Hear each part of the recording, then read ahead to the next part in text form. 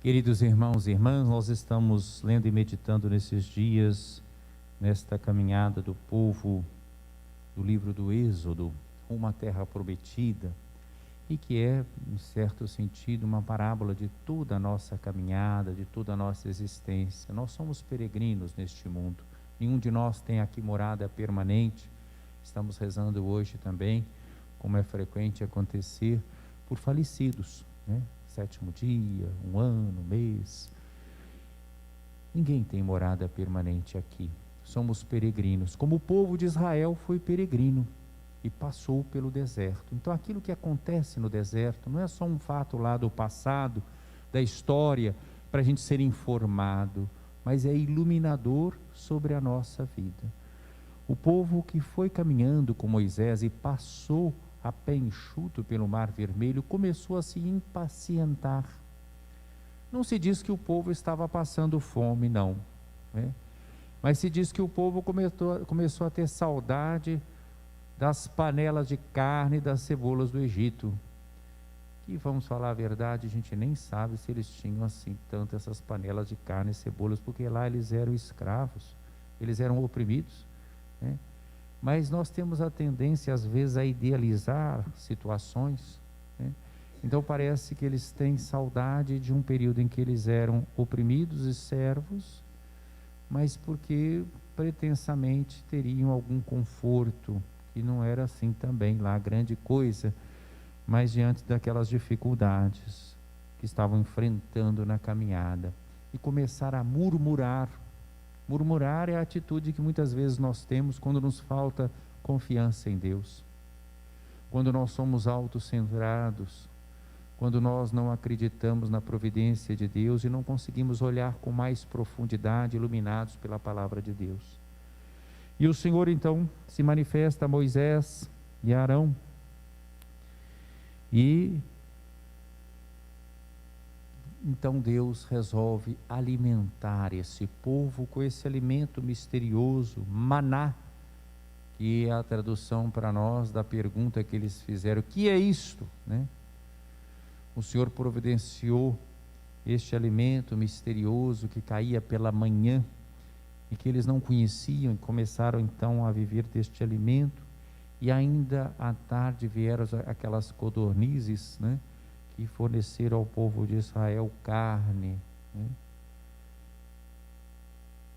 São vários os momentos na história do povo de Deus de murmuração, de ingratidão, de esquecimento dos benefícios. Não é diferente da nossa vida, né? Quantas vezes nós somos tomados por um desânimo, por uma tristeza, e esquecemos tudo que o Senhor fez por nós. Quando nós estamos diante de um desafio, às vezes nós focamos tanto nesse desafio que não conseguimos enxergar um horizonte mais amplo. Mas esse pão do céu, celebrado no Antigo Testamento e até nos Salmos, é apenas figura do alimento que o Senhor nos dá na sua palavra, que se fez carne, habitou entre nós, como nós ouvimos inclusive no Evangelho, nos ensina através de parábolas, capítulo 13 de São Mateus. Mas essa palavra que se fez carne, se fez também sacramento e nos alimenta na Eucaristia. Aqui nós temos esse privilégio de estarmos reunidos e podemos participar com frequência da Eucaristia, que é o alimento do peregrino, é o alimento daquele que caminha na fé. Nós sabemos, nós que temos essa oportunidade de participar frequentemente da Eucaristia, como é importante a Eucaristia, como ela nos alimenta, nos revigora, nos ajuda a olhar para este mundo, não simplesmente a partir de nós, mas com o olhar de Deus. É inseparável a palavra que é anunciada e o sacramento que é celebrado. Não podemos dissociá-los. Jesus mostra, nesse texto tão bonito e tão forte, que ele fala através de parábolas, e que é comum essa parábola aqui aos 3 evangelistas sinóticos. Nós vemos aqui esse texto pode ser dividido em 2 partes. Primeiro, chama atenção, depois de uma introdução geral, para a figura do semeador, e depois para a figura da semente e do terreno. Jesus saiu de casa, foi sentar-se às margens do mar da Galileia, uma grande multidão se reuniu em volta dele. Ele entrou numa barca, sentou-se, enquanto a multidão ficava de pé na praia, e disse-lhes muitas coisas em parábolas. Todo o capítulo 13 de São Mateus é um capítulo de parábolas. A primeira é essa. O semeador saiu para semear. Então parece que o acento é o semeador. Enquanto semeava, algumas sementes caíram à beira do caminho e os pássaros vieram e as comeram. Nós temos que estar atentos sobre o terreno que é o nosso coração. Como nós acolhemos a palavra de Deus? Porque às vezes podemos estar até participando da liturgia, até acompanhando a pregação da igreja, mas parece que nós escutamos de forma negligente, displicente. Então, a palavra é como a semente que cai à beira do caminho, os pássaros levam. Não fica nada dessa palavra, ela não tem efeito transformador, performativo, no sentido de orientar a nossa vida. Os pássaros levam. Então, uma palavra ouvida na superficialidade. Mas há também as sementes que caíram no terreno pedregoso, onde não havia muita terra. As sementes logo brotaram, a terra não era profunda, mas quando vêm as dificuldades, o sol apareceu, elas não aguentaram, porque não tinham raízes. Outros evangelistas falam até que é recebido com alegria, né? Com entusiasmo. Nós até usamos essa expressão aqui na linguagem popular, fogo de palha, né?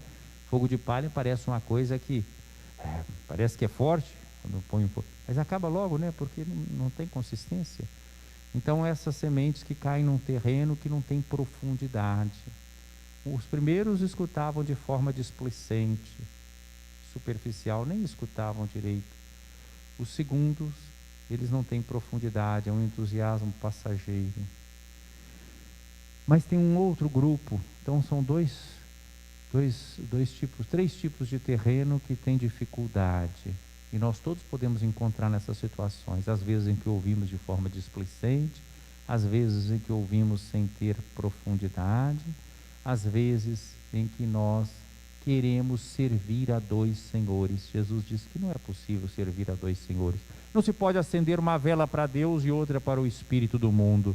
Nós temos que escolher a quem nós queremos servir, porque quem quer servir a dois senhores vai acabar desprezando um e servindo ao outro.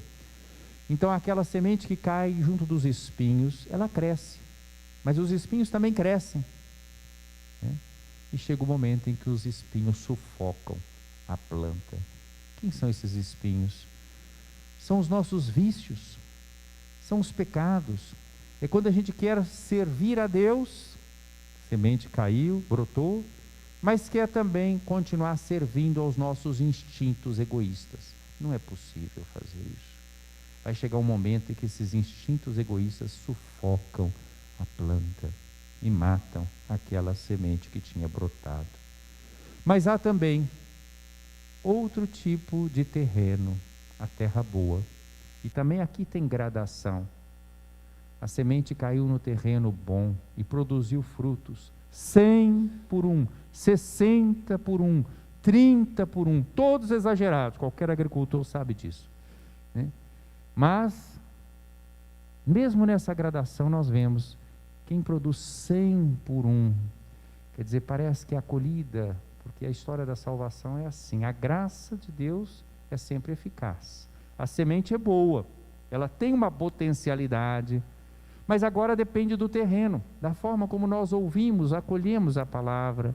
Não é ouvimos no sentido de entender tudo, não é no sentido de que eu tenho doutorado em Sagrada Escritura e em teologia e eu posso então entender tudo, não é isso não. Outro dia eu refletindo aqui sobre São Boaventura, doutor da igreja, né? Ele falava isso, que aquela velhinha mais simples, ela podia ter uma experiência mais forte de Deus do que um mestre em teologia, um doutor em teologia. Até lembrei daquela história do Frei Egídio que saiu lá gritando: ó velhinha, né? Ignorante, né? Que alegria, você pode ser mais santa, né? do que o Frei Boaventura, que era doutor, né? Então, é verdade, é isso mesmo, porque o terreno, sendo bom, pode produzir 100 por 1. É o que os santos fizeram. É o que a Virgem Maria fez, aquela que por excelência escutou a palavra de Deus. Eis aqui a serva do Senhor, faça-se em mim segundo a tua palavra. Ela viveu da palavra de Deus. E não teoricamente, ela vai servir Isabel, ela vai acompanhar Jesus em todas aquelas situações desafiadoras do seu nascimento em Belém, a apresentação no templo com aquela palavra profética de Simeão, a fuga para o Egito, a vida oculta em Nazaré, depois a vida de Jesus pública que implicou na separação da sua família, depois o momento da paixão ao pé da cruz, depois com a igreja nascente, assumindo a função de mãe da igreja, por fim ela vai ser então glorificada, vive da palavra, né? Então produz 100 por 1, né? Tudo aquilo que a pessoa tinha de potencial se realizou pela graça de Deus, porque houve essa acolhida generosa. Outros produzem 60, outros 30. Então, meus irmãos, a nossa história, a história da nossa liberdade, é a história do nosso encontro com Deus. Nós não escrevemos a nossa história sozinhos, é a história da graça que fecunda a nossa liberdade. Conforme nós respondemos, nós vamos produzindo frutos, 100 por 1, 60 por 1, 30 por 1, né? Vamos acolher a palavra de Deus em nossa vida. Não vamos brincar de ter fé e de ser cristãos. Que essa palavra seja o alimento nosso. E essa palavra se torna um alimento tão forte que ela se torna sacramento, como nós celebramos na Eucaristia. E assim, quando eu comungo o corpo e o sangue do Senhor, eu não realizo uma espécie de gesto mecânico ou mágico, mas eu comungo com a totalidade da vida do Senhor. Ele diz: tomai e comei, é meu corpo dado por vós. Então o comungante também deve pensar: tomai, é meu corpo também, a minha vida também entregue. Quem comunga do corpo e sangue do Senhor deve estar disposto a gastar a sua vida no seguimento de Jesus. Este é o pão do céu. Não é como o maná que nossos pais comeram e morreram, disse Jesus. Quem come deste pão viverá eternamente. Louvado seja nosso Senhor Jesus Cristo. Para sempre seja louvado.